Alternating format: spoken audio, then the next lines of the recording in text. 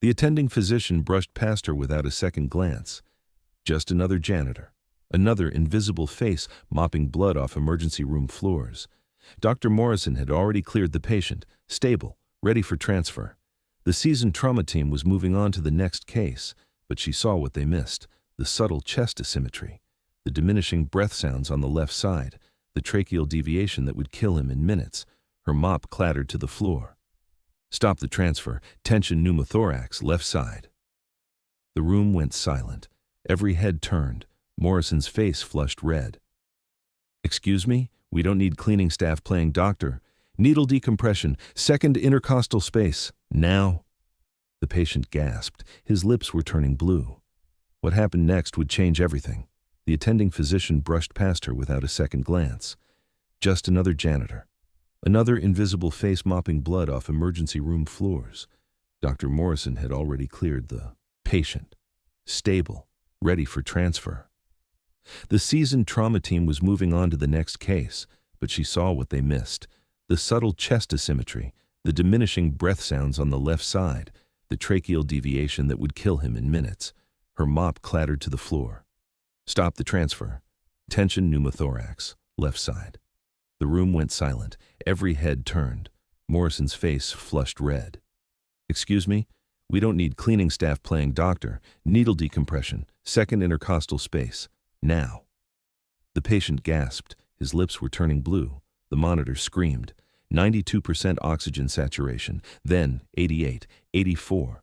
The alarm pierced through the trauma bay like a knife, high-pitched, relentless, the sound of a life slipping away. Morrison froze. Just 1 second, one moment where his certainty cracked and his pride wrestled with the reality unfolding before him. His mouth opened, closed. His hand lifted toward the patient, then dropped. 1 second. That was all it took.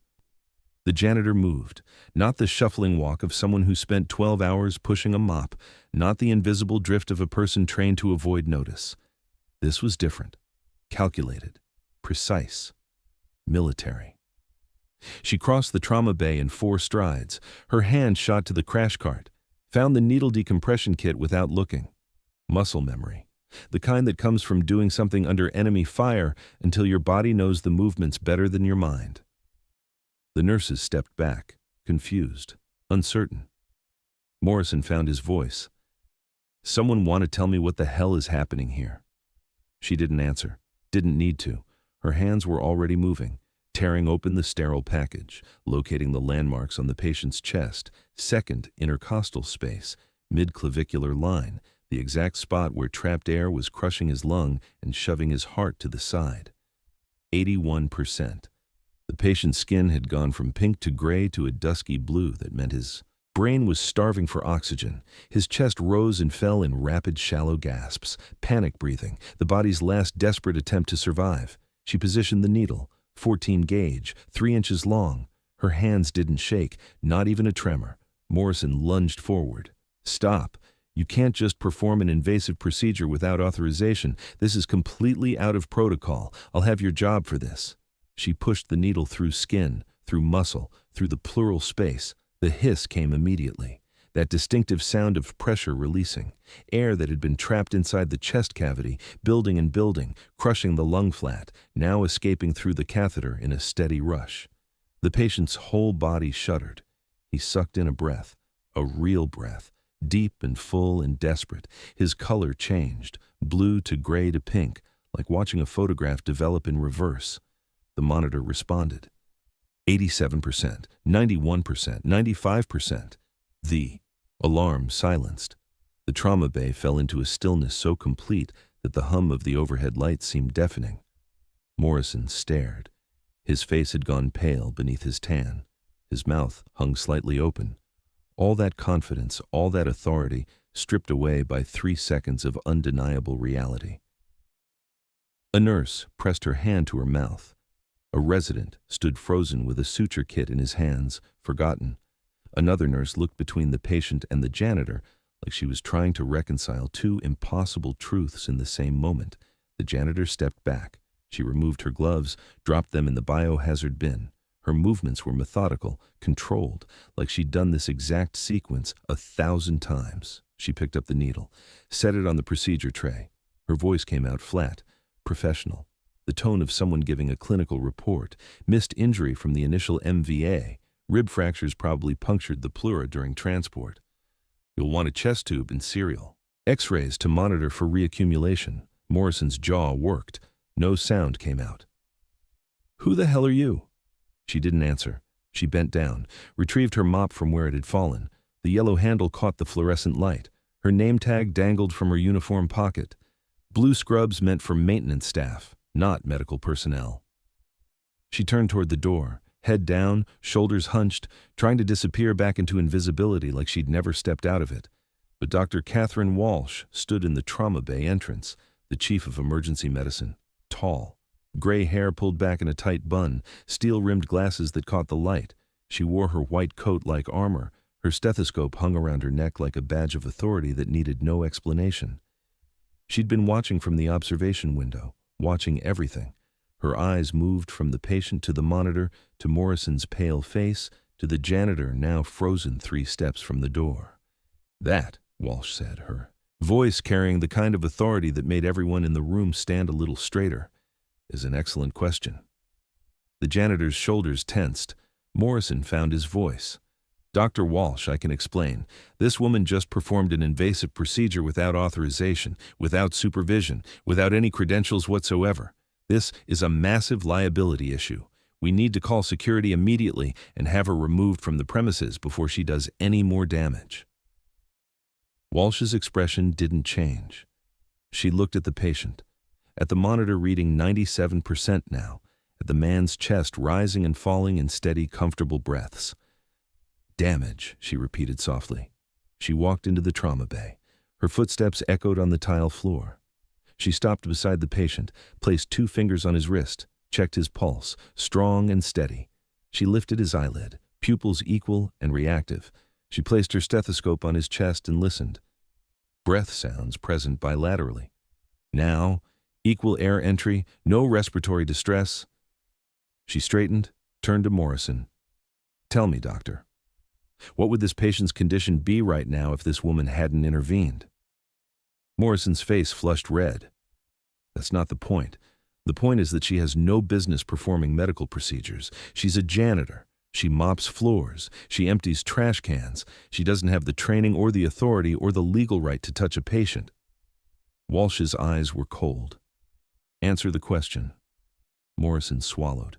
There would have been complications during transfer. Possible cardiac arrest.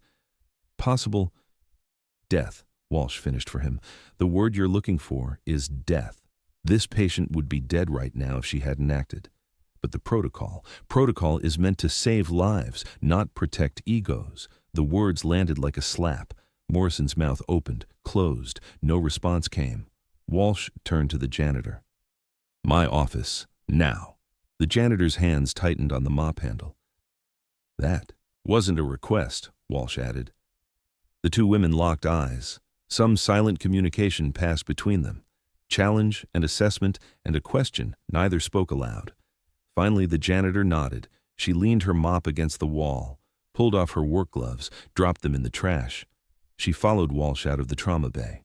Behind them, Morrison stood in the wreckage of his certainty. The monitors beeped steadily. The patient breathed. And everyone in that room knew they'd just witnessed something that would change everything. The conference room was small. Windowless, a table, 6 chairs, a whiteboard covered in half-erased notes from some forgotten meeting. Walsh sat at the head of the table, straight-backed, hands folded, waiting. Jordan took the chair across from her, pulled it out slowly, sat down with her back to the wall. Her eyes moved across the room in a pattern that wasn't casual. Door, 12 feet, fire extinguisher, corner exit sign, air vent, windows, none. Old. Habits. The kind that kept you alive in places where sitting with your back exposed got you killed. Morrison entered last. He'd recovered some of his composure, smoothed his coat, set his jaw. He took the seat beside Walsh like he was reclaiming territory. Walsh opened a tablet, tapped the screen twice. "Your personnel file says you've been cleaning here for 6 months. High school diploma listed as highest education, no medical training, no certifications, no prior healthcare experience. She slid the tablet across the table. Jordan didn't look at it. Walsh leaned forward. Care to explain what I just watched? Jordan's jaw tightened. The muscles along her neck stood out like cables. She said nothing. Silence filled the room. Morrison shifted in his chair, let out a breath that was almost a laugh. This is absurd. We're sitting here like she deserves an explanation. This woman just committed a crime.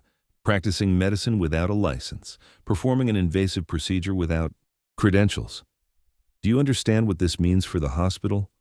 For our accreditation? For our malpractice insurance? Walsh didn't look at him. Morrison kept going, his voice rising. We have protocols for a reason. Standards, training requirements. You can't just let anyone with a YouTube medical degree start cutting into patients because they think they know better than trained physicians. She needs to be terminated immediately before she causes real harm. The patient would be dead, Walsh said simply.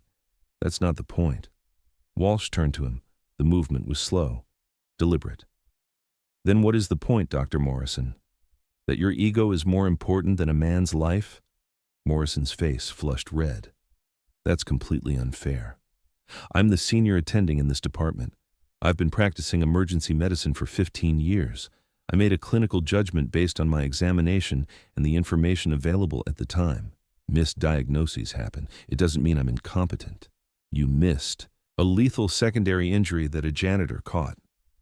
The words hung in the air. Morrison opened his mouth, closed it. His hands gripped the edge of the table. Walsh turned back to Jordan. I'm going to ask you one more time. Who are you? The silence stretched out. 10 seconds. 20. The fluorescent lights hummed overhead. Someone's footsteps echoed in the hallway outside. A distant siren wailed through the hospital walls. Jordan's hands rested flat on the table. Palms down, fingers spread. Steady, controlled. But something in her eyes was breaking. Some wall she'd built carefully over years was cracking under the pressure of being seen. Captain Jordan Reeves. Her voice came out rough, like she hadn't said those words in a long time. Combat medic. 75th Ranger Regiment, 12 years of service, 4 deployments, Iraq twice, Afghanistan twice. The room went completely still. Morrison's mouth fell open. Walsh leaned back in her chair. A Ranger medic is mopping floors in my ER, former, Jordan corrected quietly. Former Ranger, former medic, former everything. Why? The question was gentle, but it landed like a blow. Jordan's eyes dropped to her hands. She stared at them like they belonged to someone else, like she was seeing them perform procedures in a marketplace half a world away. The words came slow, each one pulled from somewhere deep and painful. Kandahar. 3 years ago, there was a bombing in the marketplace, right in the center of the city. Suicide vest, packed with nails and ball bearings, timed for maximum casualties. She stopped, breathed. I was 2 blocks away when it happened, felt the blast through the ground. We got there in 4 minutes. There were bodies everywhere, screaming, smoke, blood on the walls, on the fruit stands, on the children who'd been buying bread for their families. Morrison shifted uncomfortably in his chair. Jordan kept going. 27 patients. That's how many we counted in the first sweep.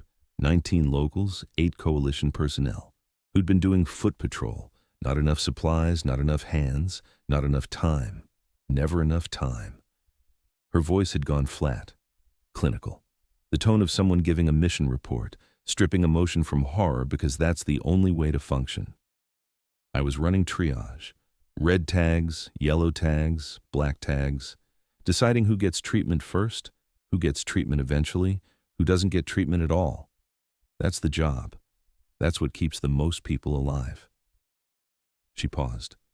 There was a little girl, maybe 8 years old. She had severe abdominal trauma. Shrapnel had torn through her stomach and liver. She was conscious, looking at me. Her mother was holding her hand, screaming in Pashto, begging me to help. Jordan's voice cracked slightly. 10 feet away, there was a coalition soldier, staff sergeant, chest wound, sucking chest wound from the blast, critical but stabilizable. Both of them were dying. Both of them could be saved. But I only had enough supplies for one immediate intervention. One person I could save right then. The other would have to wait. And waiting meant dying. Morrison looked away. I chose the soldier. Protocol. Coalition forces get priority in active combat zones, strategic value, chain of command, rules of engagement, all the things that make sense on paper and turn your stomach in practice. She stopped, swallowed hard. The girl died watching me save someone else. Her mother screamed. I didn't need a translator to know what she was saying. I knew every word, every curse, every prayer. She was asking why her daughter's life was worth less than a foreign soldier's, why I chose politics over her child. Tears tracked down Jordan's face. She didn't wipe them away. That's war, Walsh said gently. That's triage. You saved the patient you could save with the resources you had. That's not murder. That's medicine under impossible circumstances. That's not medicine, Jordan snapped back, her voice sharp, angry. That's politics. That's nationalism. That's putting a flag and a uniform above a human life. Medicine is supposed to be about saving people, all people, not just the ones your government tells you matter more. She pressed her palms harder against the table. After that, I couldn't do it anymore. Every patient I saw her face, those eyes, looking at me, trusting me, believing I would help. Every decision felt like choosing who deserves to live based on something other than medical need. Every save felt like another betrayal. Another child I was trading for politics. Her voice dropped to almost a whisper. I left, came home, tried to go back to civilian medicine, couldn't. Every time I touched a patient, I froze. Every time I had to prioritize one person over another, I heard her mother screaming. So I stopped. I found this job, cleaning. I could stay close to medicine, see it happening, be near it. But I didn't have to make those choices anymore. I didn't have to decide who lives and who dies based on anything except medical need. Morrison's anger had completely deflated.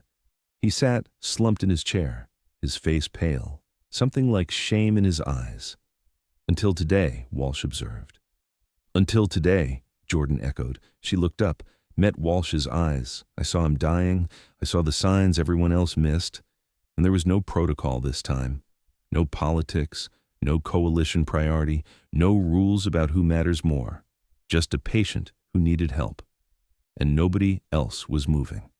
So I moved. Because that's what medicine is supposed to be, saving the person in front of you who's dying. Walsh nodded slowly. The room fell quiet again. Outside, the hospital continued its endless rhythm. Monitors beeping, footsteps in hallways, announcements over intercoms, lives being saved and lost in the careful choreography of controlled chaos. Inside the conference room, 3 people sat with the weight of impossible choices hanging between them. And for the first time in 3 years, Jordan Reeves had told someone the truth about why she'd stopped being a medic and started pushing a mop. The trauma bay alarm shattered the silence, high, piercing, urgent.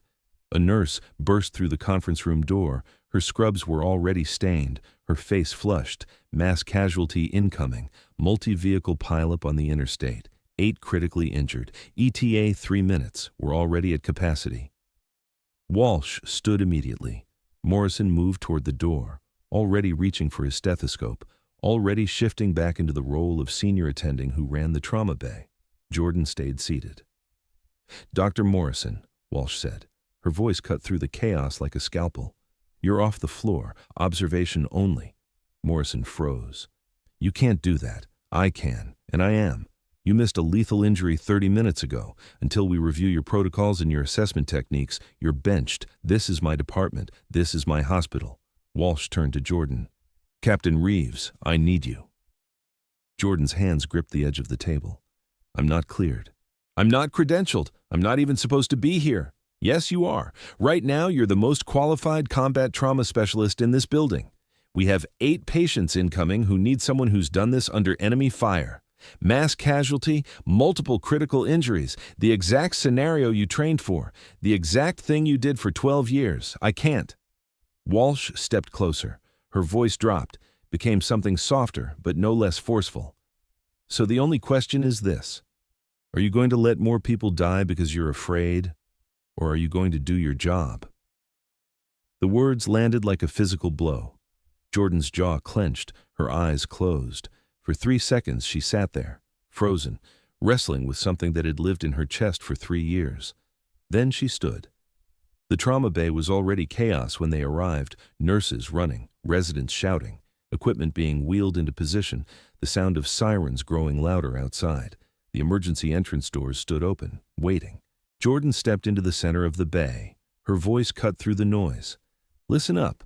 Mass casualty protocol. We triage in the bay. Red tags get immediate intervention. Yellow tags get stabilization and monitoring. Green tags get moved to observation. Black tags get respectful handling. No heroics, no wasted time. We save the ones we can save." A resident stared at her. "Who are you?" "She's running this," Walsh said from the doorway. "Do what she says." The first ambulance arrived. Paramedics rushed through the doors. Patient 1, male, mid-30s, chest trauma, diminished breath sounds on the right, respiratory distress, vitals crashing. Jordan moved. "Bay 3, now. Get me a 14-gauge needle and prep for chest tube placement." She was already at his side, her hands moving over his chest, feeling for landmarks, listening, her ear against his ribs because sometimes you trust your senses more than the equipment. Tension, pneumothorax, right side this time. Second intercostal space. Mid-clavicular line. The needle went in clean. Hiss of released pressure.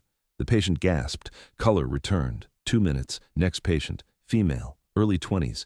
Femoral artery bleed. Blood soaking through the paramedic's pressure dressing. She was pale, shocky, eyes unfocused. Jordan's voice snapped out. "You! Pressure on that femoral. Don't let up. Not for a second. You! Get me O-negative blood. 4 units. Move. You! Massive transfusion protocol. 1-to-1-to-1 ratio. Packed cells, plasma, platelets. Call the blood bank and tell them we need it now." The nurses moved like a choreographed unit. Jordan's hands found the artery. Applied pressure, direct, controlled, her body weight behind it, hemorrhagic shock, class 3, maybe class 4. She looked at the resident beside her. Start 2 large-bore IVs, bilateral. Push fluids wide open. Get her pressure up enough to get her to the OR. She doesn't have time for anything else. The resident fumbled with the IV kit. Jordan talked him through it. "Bevel up, 15 degrees. Flash of blood means you're in. Advance the catheter, not the needle. The catheter, good. Now secure it and start pushing saline."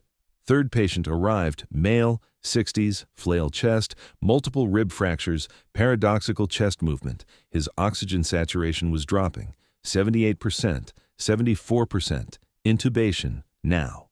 She positioned his head, extended his neck. Someone handed her the laryngoscope. She could do this blind, had done it blind, in the dark, under fire, with her hands shaking from adrenaline and fear. Her hands didn't shake now. Blade in, visualize the cords, tube through, inflate the cuff, bag him. The resident took over bagging. Jordan listened to breath sounds, equal, bilateral, good placement. Secure that tube and get him on the ventilator. Flail chest with pulmonary contusion. He's going to need PEEP and careful monitoring. Fourth patient, fifth, sixth. They kept coming. A woman with a ruptured spleen, abdomen rigid, hypotensive. Jordan made the call without imaging. Or now. Clinical diagnosis. She doesn't have time for a CT. She's bleeding into her belly and she needs surgical intervention in the next 10 minutes, or she's dead. A man with a cervical spine injury. Jordan's hands were gentle, careful.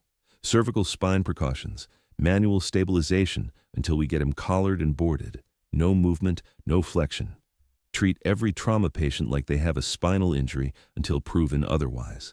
A teenager with a traumatic brain injury. Pupils unequal. Decreased level of consciousness. Get neurosurgery down here. Now. And someone start mannitol. We need to decrease his intracranial pressure before he herniates. An elderly man with multiple fractures, stable enough for pain management and orthopedic consult. Jordan moved between them, prioritizing, directing, teaching. Her voice never rose, never wavered. Commands came out clear and precise. No wasted words, no hesitation. The staff moved around her, like they'd been doing this for years. Where's my ultrasound? She needed to check for free fluid in someone's abdomen. I need more hands on this patient. His pressure's dropping again. Get me a chest x-ray, portable. I need to see if that tube's in the right place. Someone call anesthesia. This patient needs to be in the OR 5 minutes ago. Morrison stood in the observation window. His face had gone through anger, then disbelief. Now, something else entirely. Something that looked like awe mixed with shame. He watched Jordan work, watched her move through 8 critical patients like she was conducting a symphony. No wasted movement, no panic, just calm, controlled excellence. 47 minutes after the first ambulance arrived, the trauma bay went quiet. All 8 patients alive, 4 in surgery, 2 in the ICU, 2 stable and headed for observation, 0 deaths. Jordan stood in the center of the bay. Her scrubs were soaked with blood, other people's blood. Her hair had come loose from its tie. Her face was pale. She swayed slightly. Just a small movement, but enough to show the exhaustion. Walsh appeared beside her. "When's the last time you slept?" "Doesn't matter." "Captain Reeves, don't." Jordan's voice was sharp. "Don't make this more than it was. I did what needed doing, that's all." But Walsh was smiling. "That's exactly what makes you exceptional."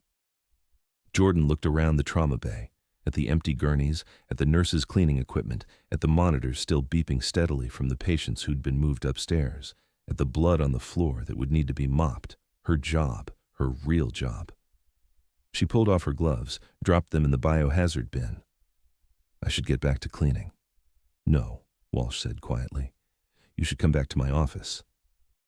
Jordan turned to leave. Her legs were unsteady. Her body was crashing from the adrenaline, from stepping back into a role she'd sworn she'd never take again. But every patient was breathing, every single one. And for her, the first time in 3 years, that felt like enough. The next morning, Jordan reported for her cleaning shift. Her uniform was pressed, creases sharp, name tag pinned straight. Her mop and bucket waited by the supply closet where she'd left them yesterday, before everything changed. She made it 3 steps down the hallway. My office. Now. Walsh stood by the nurse's station, arms crossed, expression unreadable. Jordan followed. Morrison was already there when she entered, standing by the window. He turned when the door opened. The swagger was gone. The defensive anger. The territorial posturing, all of it stripped away. He looked smaller somehow, more human. "Captain Reeves." The words came out stiff, uncomfortable, like he was speaking a language he hadn't used in years. "I owe you an apology." Multiple apologies. Jordan stood by the door, said nothing. Morrison continued. "I let my ego compromise patient care. I was so focused on being right, on maintaining my authority, that I missed an injury that would have killed someone. And then I stood in that observation window and watched you save 8 more lives while I did nothing. You did in 47 minutes what I've spent 15 years training to do, and you did it better." He extended his hand. "Thank you, and I'm sorry." Jordan crossed the room, shook his hand. Her grip was firm, brief. She still said nothing. Morrison nodded, stepped back. The relief on his face was visible, like he'd been carrying something heavy and had finally set it down. Walsh gestured to the chair. Jordan sat. Papers slid across the desk. Official forms, hospital letterhead, legal language in small print. "Employment contract," Walsh said. "Full-time position, emergency medicine. We'll fast-track your civilian medical credentials through the VA programs. They have pathways specifically designed for combat medics transitioning to physician assistant or nursing roles. With your experience and my recommendation, you could be working as an advanced practice provider in 18 months. Maybe less." Jordan stared at the papers.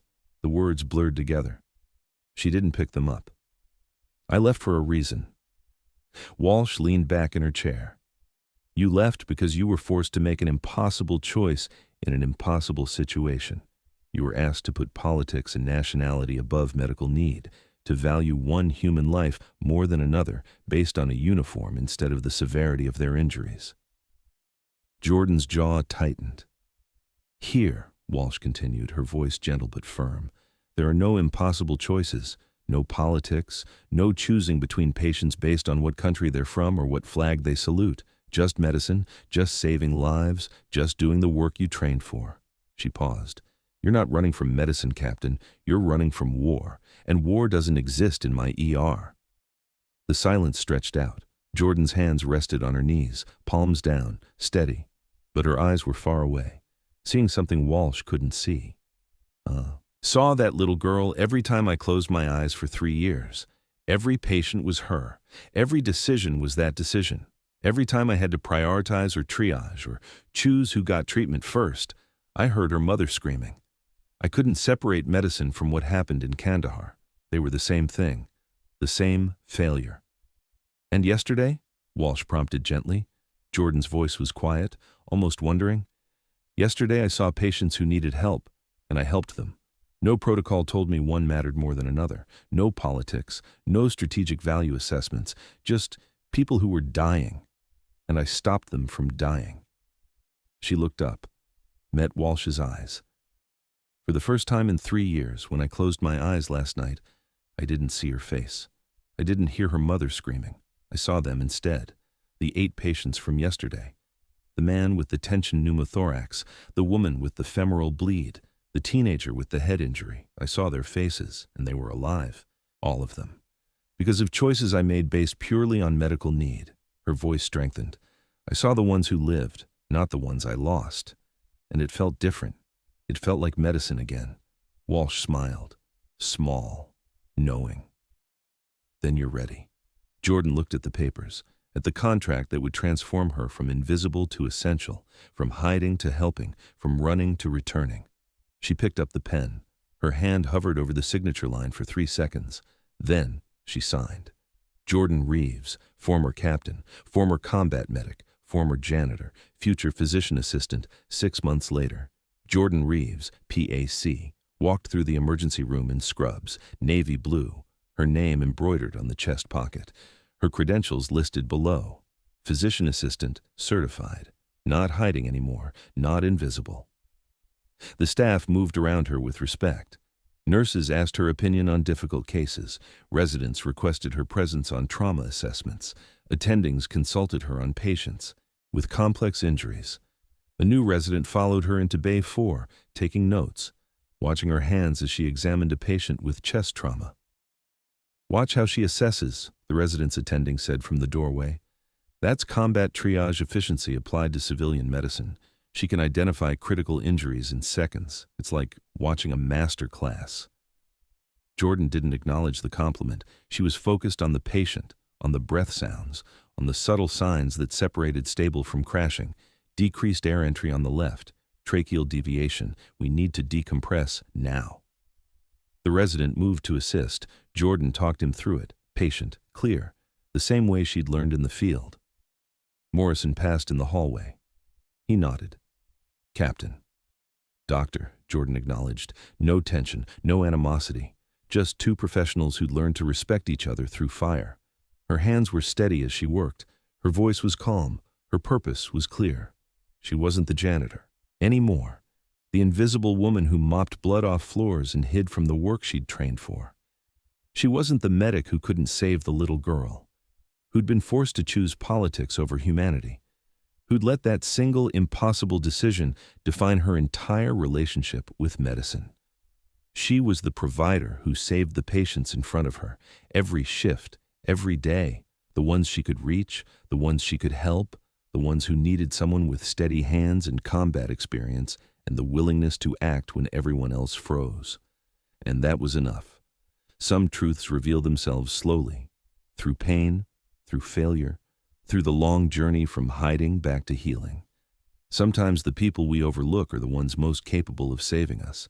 The janitor who's actually a ranger medic, the invisible worker who sees what trained physicians miss, the person we dismiss because they don't fit our expectations of what competence looks like. Past trauma doesn't disqualify you from purpose. It prepares you for it. The impossible choices, the losses, the failures, they don't make you weak. They make you understand what's at stake. They make you careful, precise, determined never to waste a chance to save someone when the opportunity exists. And healing doesn't mean forgetting the ones you lost. It never means that. The little girl in Kandahar, the patients who died despite your best efforts, the impossible situations where there were no good choices. Healing means honoring them by saving the ones you can, by showing up, by doing the work, by letting your past make you better instead of letting it break you. Jordan Reeves learned that lesson the hard way, through 3 years of hiding, through one moment of crisis that forced her back into the work she'd abandoned, through 8 patients who lived because she chose to stop running. She carries the ones she lost, always will. Their faces are written in her memory, their deaths shaped who she became. But now, she also carries the ones who lived, the growing list of patients who survived because she was there, because she acted, because she chose medicine over fear. And that balance, that shift from guilt to purpose, from loss to legacy, is what healing looks like. Not forgetting, never forgetting, but choosing to honor the dead by fighting for the living. Every shift, every patient, every day, that's enough, that's everything.